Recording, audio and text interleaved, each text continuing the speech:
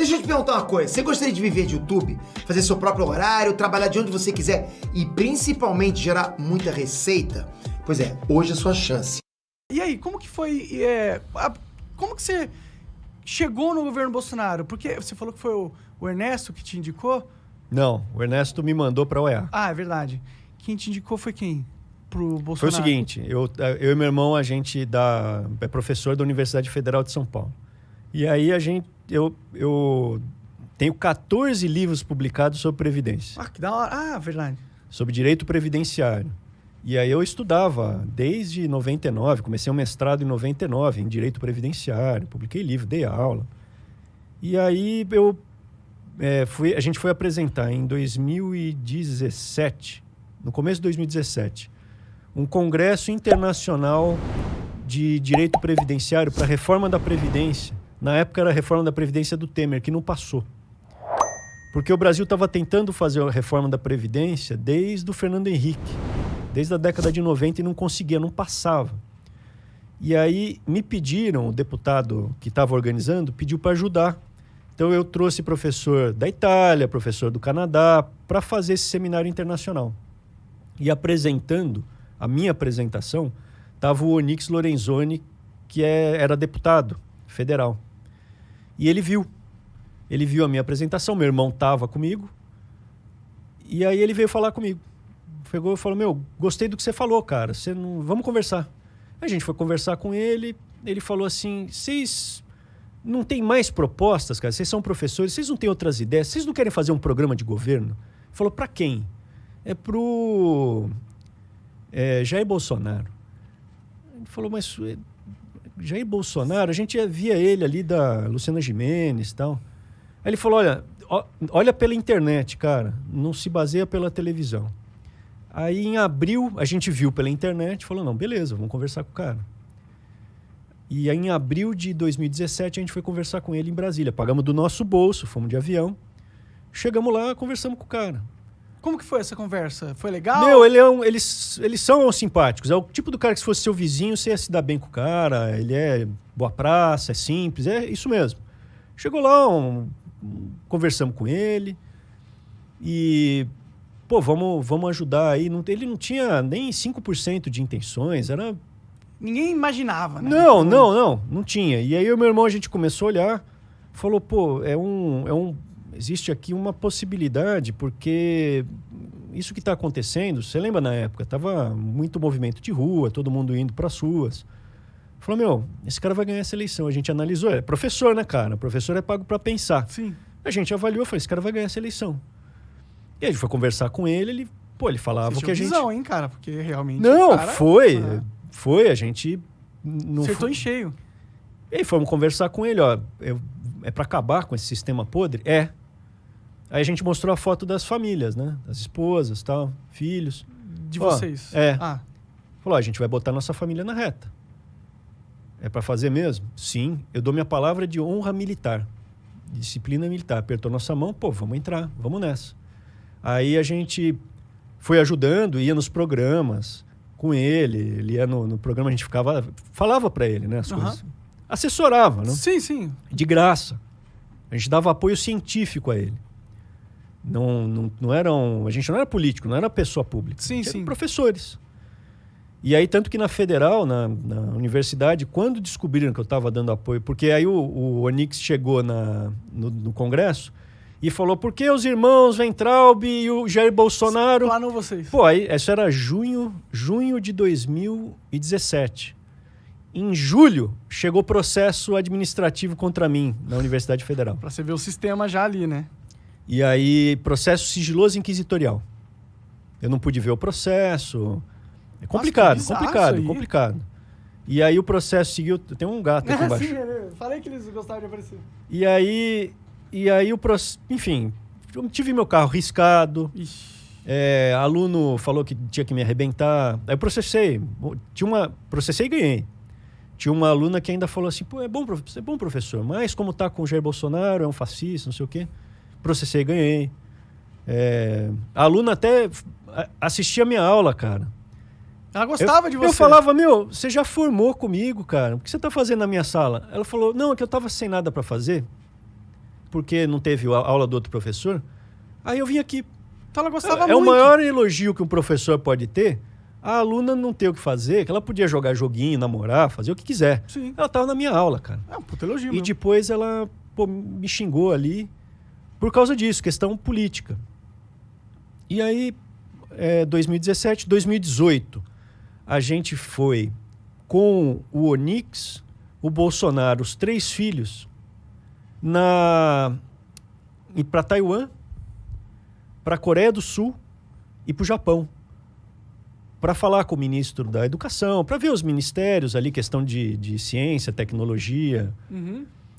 E fomos com eles, cara, pagamos no nosso bolso, não teve nenhum dinheiro Então, vocês público. realmente estavam engajados ali. Tava, não, e acreditando. quando a gente foi, quem que tava com ele? Era nós, cara, era o Onyx, eu, meu irmão e ele e os filhos, cara. Pode crer. A gente ficou em hotelzinho, simples. E aí a coisa foi andando e, de repente, ele foi eleito. Antes dele ser eleito, eu ligava para as pessoas, pô, eu tô dando assessoria aqui pro Bolsonaro, a parte de previdência, outras áreas, você não quer me ajudar? Professor. Os caras, não, você tá louco, esse cara aí. Quando ele tava próximo de ganhar, esses caras me ligavam, pô, nosso candidato, cara, tô contigo. Caralho. Aí, quando ele ganha, a gente vai para Brasília, no governo de transição. Uhum. Eu fui o coordenador da equipe de previdência do governo de transição. Uhum. E aí depois teve a reforma da Previdência que passou. Desde da década de 90. O Brasil estava quebrado por causa da Previdência. As pessoas não sabem. A gente estava gastando mais com Previdência do que a Alemanha. A Alemanha tem o dobro de velho. Caralho. E a gente estava gastando mais em termos de PIB, né? Em termos do que se porcentagem produz. ali. Cara, estava quebrando o país, porque não tinha idade mínima para aposentar. E não era o pobre que estava arrebentando. Tanto que a reforma abaixou a alíquota para o pobre. A reforma que a gente fez, o pobre pagou menos e quem ganha mais, o rico, pagou mais. Entendi. E a gente fez isso. Só que não tinha uma idade mínima. Então o pobre aposentava com 60 e 65, porque não junta tempo de carteira de trabalho. E quem era rico aposentava com 48. Porque começava a trabalhar mais cedo, provavelmente. E tinha dinheiro para contratar advogado. Ah, entendi. Eu, como advogado, fiz aposentadoria de cara com 46 anos, porque ele juntava documento que trabalhou lá com o pai na roça e aposentava. Meu irmão, o cara tinha dinheiro, era um contador, tinha dinheiro. Mano. Pode crer. E o pobre não tem isso aí. Então é sacanagem com o pobre. Fizemos a reforma, só que na transição já começou a chegar uma galera do Centrão. Já na transição, o que antes era assim, não, é antissistema, não queremos a velha política, já começou a chegar uma galera que era, esses caras não estavam com o Bolsonaro antes, agora eles estão, agora viraram Bolsonaro desde criancinha. E cara que estava com Lula, com Dilma, com Temer. Então isso já começou em 2019. Mas eles chegavam no sentido de eles começavam Não, entrou pro governo. Ai, chegar, tipo, Bolsonaro deu uma abraçada. Deu, nesses caras. abraçou. Logo no começo, isso. Começou ainda em 2018, na transição. Tem um cara que é o Jorge Oliveira, que ele é tipo o irmão deles ali, é padrinho de casamento do Eduardo. Entendi, meu amigo fala. E esse cara, ele virou chefe de assuntos jurídicos. Né? Apesar de eu ter toda a formação jurídica, me distanciaram de toda a parte jurídica. Bem, beleza, eu estava envolvido com a reforma da Previdência, virei assessor dele e continuei seguindo. Fui no Congresso defender a Previdência, falei com os deputados, com os senadores, fiquei trabalhando. E esse Jorge virou assessor jurídico. E quando esse Jorge estava lá, ele começou a levar os caras do Centrão. Começou a abrir conversa, ele inclusive...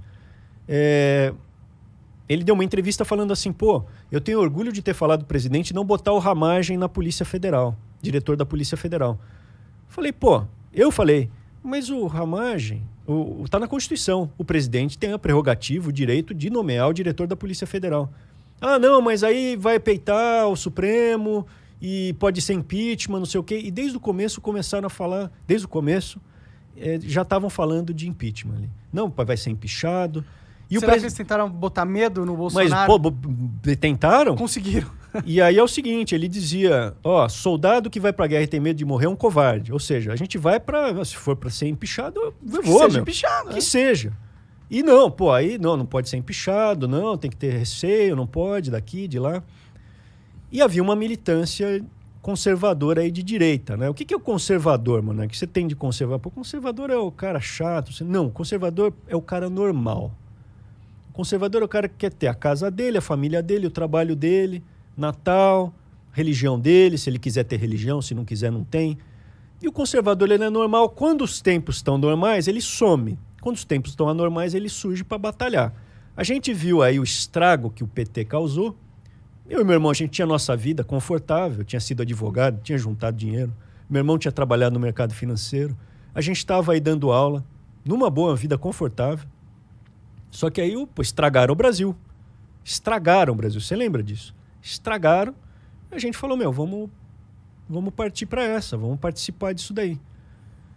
E aí ele começa com esse lance do Jorge. O Jorge depois virou ministro. Junto com o chefe de assunto jurídico, ele virou ministro do Bolsonaro. Acumulou 2 funções. Acumulou 2 funções. Ele tinha um amigo que era o Gustavo Rocha, que era o Jorge do Temer. Era o similar do Jorge do Temer, que era também chefe de assunto jurídico e ministro. Uhum. Inclusive, na posse do Jorge, ele vai lá e fala assim, tá aqui o Gustavo Rocha, meu amigo. Tava ali, a velha política aberta, o portal aberto ali para o governo Bolsonaro. Como havia ainda uma pressão da militância, tava lá, no começo do governo, então tava lá o Sérgio Moro, a gente não sabia ainda que ele era desse jeito. Esse governo aqui vai ser os cavaleiros da Távola Redonda, né, meu? E aí começa a girar em falso, né? Em 2019, aí o meu irmão era secretário executivo do Onix, na Casa Civil. Casa Civil é o ministério mais importante, ele é interministerial, pega todos os ministérios. Ele que faz a manobra entre todo mundo. É como se fosse um primeiro-ministro. Pode crer. E o meu irmão era o vice-primeiro-ministro, então. Ele era o secretário executivo. O secretário executivo é abaixo do ministro. E aí o Bolsonaro chegou em abril de 2019. Eu fiz uma viagem com ele, ele chegou para mim, ele falou, vocês são professores, né, tal. E o teu irmão ser ministro da Educação? Que o Vélez estava dando problema. Entendi. Eles queriam pôr uma posição menos influente. Não, o Vélez tirou. Ele era ministro da Educação, tiraram o Vélez. Ah, tá. Tiraram o Vélez. Você nem lembra dele. Era o primeiro ministro da Educação do governo Bolsonaro era o Vélez. Verdade. E tava ruim. Tava ruim, tava dando problema. Por que tava ruim? Você sabe? O cara não administrava, entendeu? O MEC é gigantesco. Ele tem lá 300 mil funcionários. 300 mil funcionários. Nossa, gente pra caralho. Gente pra caramba. São todas universidades federais, são todos hospitais universitários. É o tamanho de uma grande empresa, tipo Microsoft. Eles têm isso aí de funcionário, né? É o tamanho do exército, cara. Sim. E 150 bilhões de reais de orçamento. Você tem o FNDE, que dá dinheiro para ônibus, para creche, não sei o quê, 50 bilhões de reais. É muita grana. E o cara não estava administrando, enfim, estava lá dando problema bastante.